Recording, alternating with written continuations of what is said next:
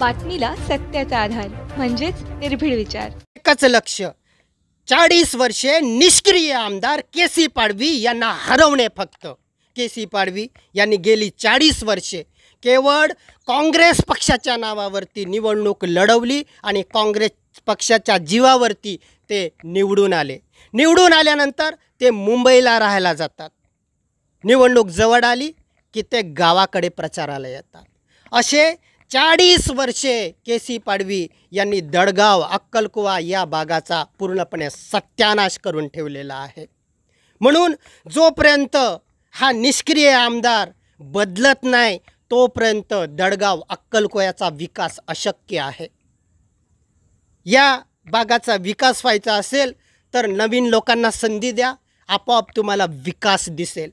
ज्या माणसाने स्वतःच्या गावाचा रस्ता 40 वर्षात बनवला नाही, ज्याने स्वतःच्या गावाचा रस्ता ज्याला बनवता आला नाही, तो काय दुसऱ्यांच्या गावाचे रस्ते बनवेल? त्याच्याकडून आपण काय विकासाची अपेक्षा ठेवू शकतो?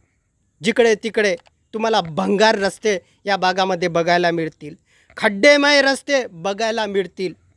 आरोग्याची दयनीय अवस्था आहे. आरोग्याचे 3-13 वाजलेले आहेत. अजूनही महिलेला बांबू लंचमध्ये डिलेवरीसाठी हॉस्पिटलमध्ये नेलं जातं. लाज वाटायला पाहिजे.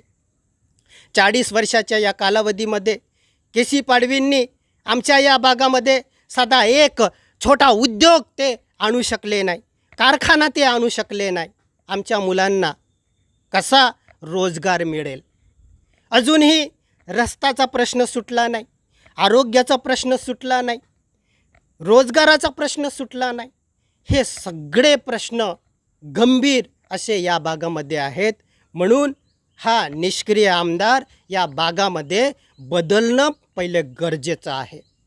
लोकसभा निवडणुकीमध्ये के.सी. पाडवींचा मुलगा गोवाल पाडवी यांच्या उमेदवारीसाठी, त्यांना निवडून आणण्यासाठी शिवसेनेचे शिंदे गट, उद्धव ठाकरे गट हे दोन्ही गट, राष्ट्रवादीचे शरद पवार गट, अजित पवार गट हे सगळे पक्षाचे इथले नंदुरबारमधले नेते एकत्र झाले होते. के.सी. पाडवीला ते मदत करत होते, काँग्रेसला ते साथ देत होते. आता विधानसभा जवळ आल्यानंतर हे के.सी. पाडवींच्या विरोधात लढणार म्हणून, इच्छुक उमेदवार म्हणून लोकांना भासवत आहेत. अरे तुम्ही लोकसभेमध्ये एकाच ताटात जेवत होते, काँग्रेसच्या उमेदवारासोबत होते. आता तुम्ही विरोधक असूच शकत नाही. तुम्ही विरोधक आता कसे झाले? तेव्हा हे लोकांना मूर्ख बनवण्याचं काम तुम्ही बंद करा. आणि जनतेने सुद्धा या रंग बदलू गिरगिट राजकारण्यांवरती विश्वास आता ठेवायला नको पाहिजे. विरोधक हा कट्टर असला पाहिजे. हे लोकसभेत एकत्र लढतात आणि आता विधानसभेमध्ये विरोधक म्हणून दाखवतात. लोकांना काय तुम्ही मूर्ख समजता काय? के.सी. पाडवी हे नुसतं पंजा म्हणून निवडून येतात.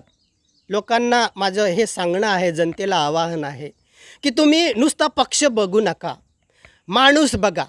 तो माणूस कामाचा आहे का बिनकामाचा आहे याचा तुम्ही विचार करा. तो माणूस कधी आपल्या आदिवासींच्या समस्यावरती, त्या भागाच्या समस्यांवरती तो बोलताना दिसतो का? कधी तो प्रश्न मांडताना दिसतो का? कधी निवेदन देताना दिसतो का? याचा विचार करून आता जनतेने आमदार ठरवायला पाहिजे. लोकसभा निवडणुकीमध्ये मला सर्व तालुक्यांपेक्षा अक्कलकुवा या विधानसभा मतदारसंघामध्ये सर्वाधिक मतं मिळाली होती. प्रामाणिक लोकांची मतं मिळाली होती, विश्वासू लोकांची मतं मिळाली होती. जे विकले जात नाही अशा प्रामाणिक लोकांची मला मतं मिळाली होती. अजूनही माझा त्या प्रामाणिक लोकांवरती, जो सर्वसामान्य मतदार आहे, जो विकला जात नाही, त्यांच्यावरती विश्वास आहे.